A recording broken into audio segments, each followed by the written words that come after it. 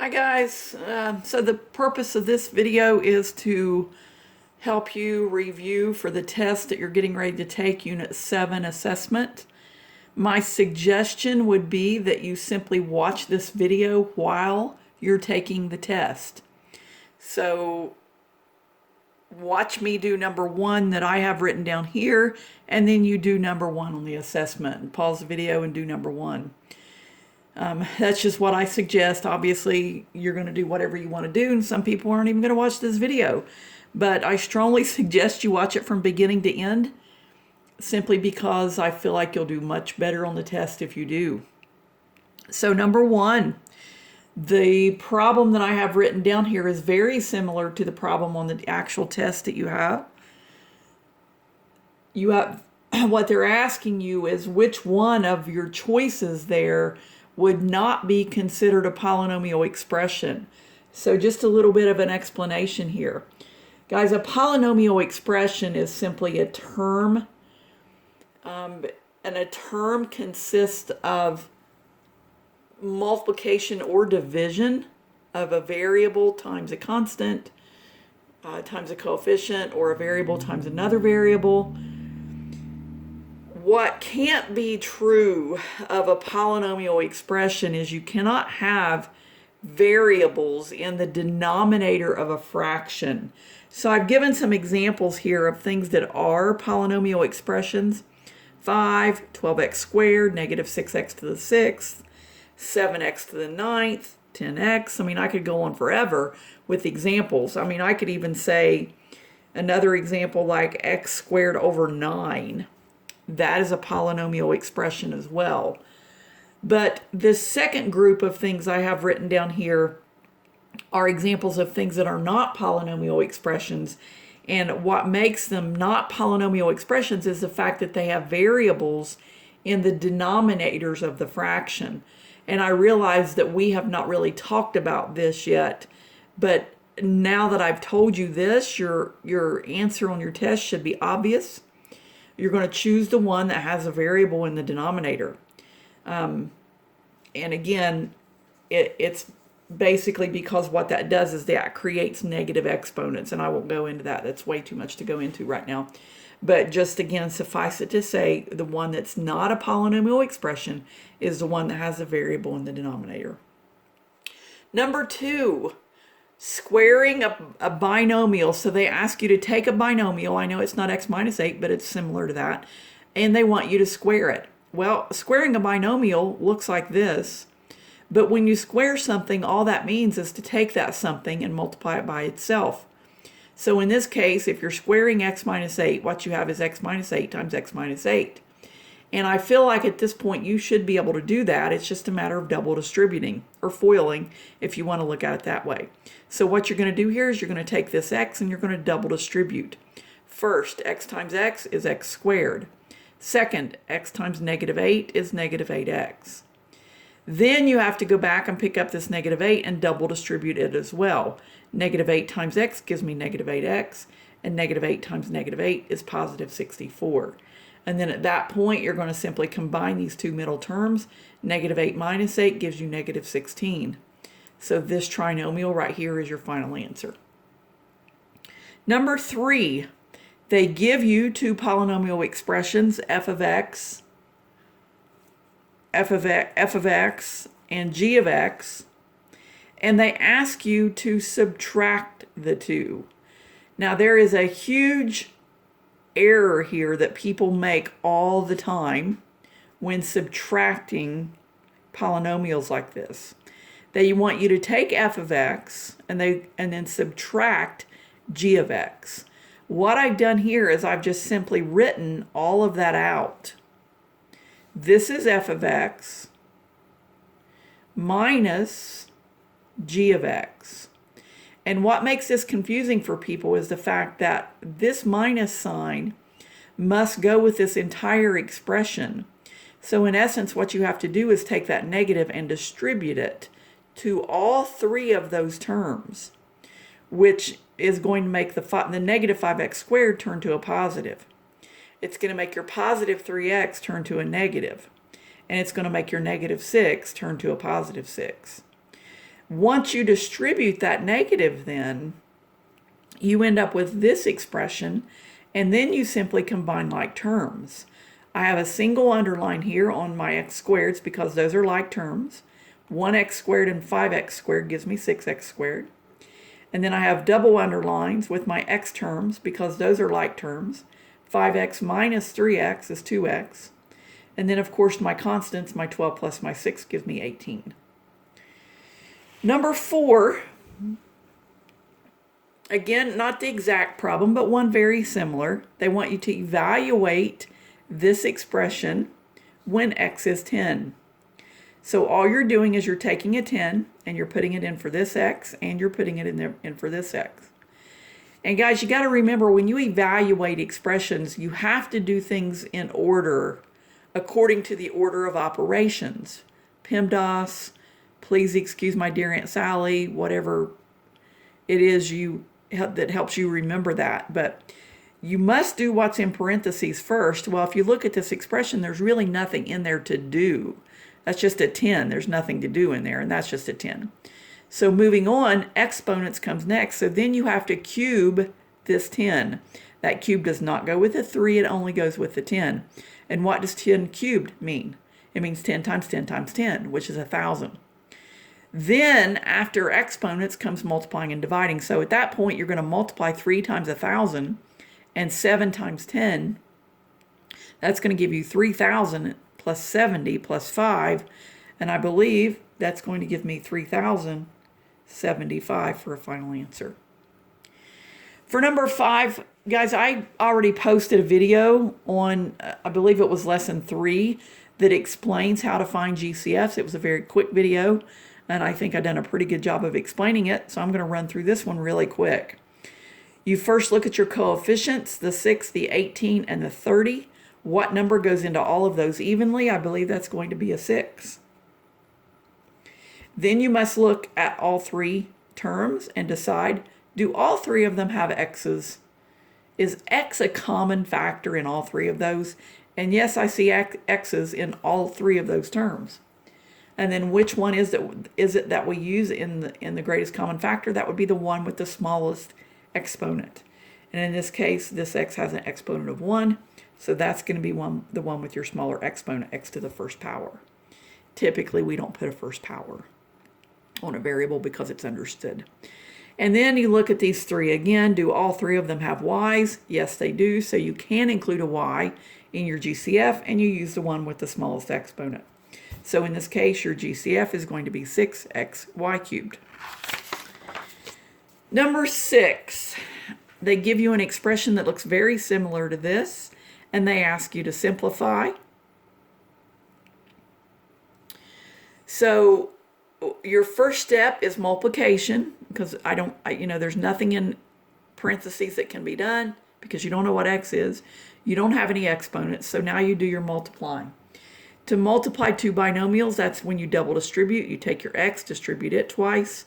You take your -4, distribute it twice. When I did that, this is the expression I came up with.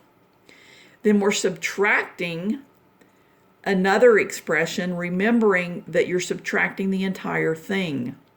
So if I'm double distributing this, x times x is x squared, x times 1 is 1x.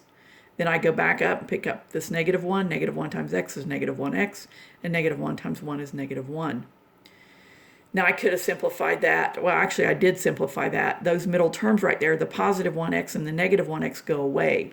So this entire last expression simplifies to this. As well, in this first piece, the positive 4x and the -4x cancel. So these go away, and that leaves me with x squared minus 16.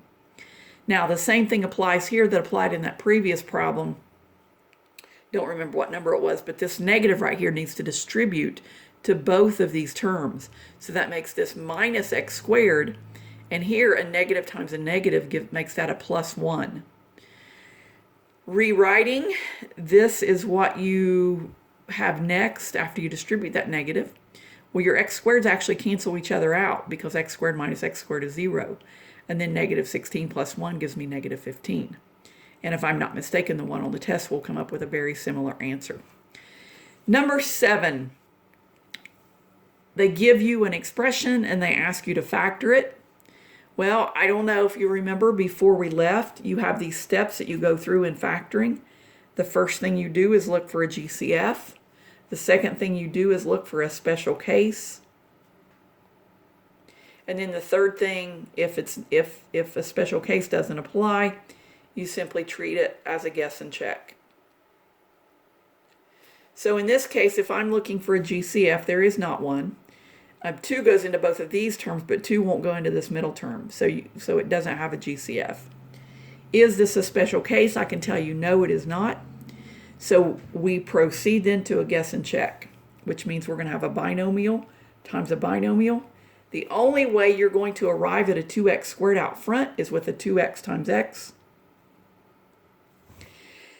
Then I hop over here and I'm thinking, okay, how can I get 28? Well, there are several options. I could use 1 times 28. I can use 2 times 14. 3 doesn't go into 28, or I can use 4 times 7.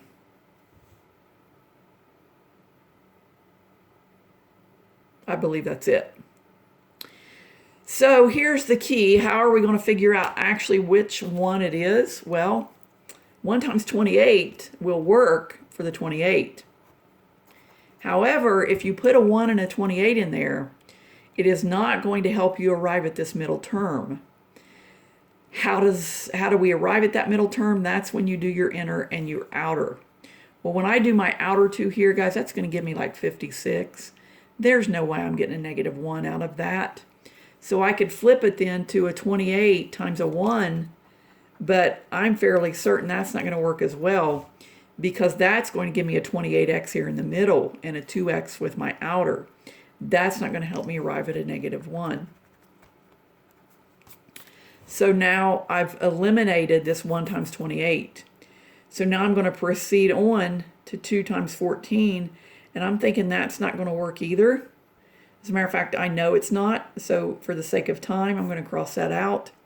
4 times 7, if I throw that in there, my outer 2 give me 28, and I'm pretty sure I'm not going to get to a negative 1 from there. So now my last and only option is to do 7 times 4. And actually, that's going to help me arrive at the correct answer, because now my inner 2 give me 7x, and my outer 2 give me negative 8x. And when I add those, that does give me the negative 1x that I need there in the middle. So my x is going to be positive, and my 4 here is going to be, or my 7 is going to be positive, and my 4 is going to be negative. Number 8, which is not a factor. So guys, to find factors, you have to factor. And you have to factor using the steps that we talked about up here. Look for a GCF first. Do we see a GCF in this expression? Yes, I do. I know that 5 goes into those, and I also see that they have x's in common, and the one with the smallest exponent is x to the first. So I know that my GCF is 5x. Now all we have to do is put something in this binomial that allows us to recreate the original problem. So I know that 5x times x will get me the 5x squared that I need. I also know that 5x times negative 3 gets me the negative 15x that I need. Now, as I'm looking through my list here, I see in my factorization that 5 is a factor. So that is a factor. I also see that I've got an x in here, so that is a factor. I also see that I've got an x minus 3 here, so that is a factor. So the only one that is not a factor here is the 3x. Number 9. This is very similar to number 6, but not as convenient because things will not cancel. So I'm going to double distribute here, and I'm going to double distribute here, making note that this plus sign is really not going to affect anything. If it were a minus, now it would. But because distributing a negative changes things over here. But when you distribute a positive, it doesn't really change anything. So I'm going to work through this fairly quickly. Here I'm going to double distribute. X times x is x squared. X times negative 7 is negative 7x. Going back now and double distributing the 3. 3 times x is 3x. and 3 times negative 7 is negative 21. And I'm going to go ahead and simplify this because these are like terms. When I simplify that, it gets me x squared minus 4x minus 21. Proceeding forward now, I'm going to double distribute here. That gets me x squared plus 3x plus 8x plus 24. Combining like terms in the middle, that gets me x squared plus 11x plus 24. And we're adding these together. So I'm going to combine like terms. This x squared and this x squared give me 2x squared. The negative 4x and positive 11x give me positive 7x. And then negative 21 plus 24 gives me positive 3. And number 10, I'm going to cut this video off and create another one here in a few minutes. So number 10, which is not a correct factorization, I believe is what the problem said. Guys, this is fairly simple because all you have to do here is check each one. If I take this 8 and distribute it here and here, does it get me that is the question. 8 times 3x squared is definitely 24x squared, and 8 times negative 5x is negative 40x. So that is correct. Moving on to number 2, 8x times 3x gives me 24x squared, and 8x times negative 5 is negative 40x. So that one is correct as well. Number 3, 4x times 6x is definitely 24x squared. 4x times negative 10x, however, is 40x squared, and we only needed a 40x. So we have found the one that is incorrect. I'm going to upload this video, and I will do a second video explaining the short answer problems here in just a few minutes, and I will upload it as well. Strongly suggest you watch it along with this one, pausing and working through your test as you watch the video.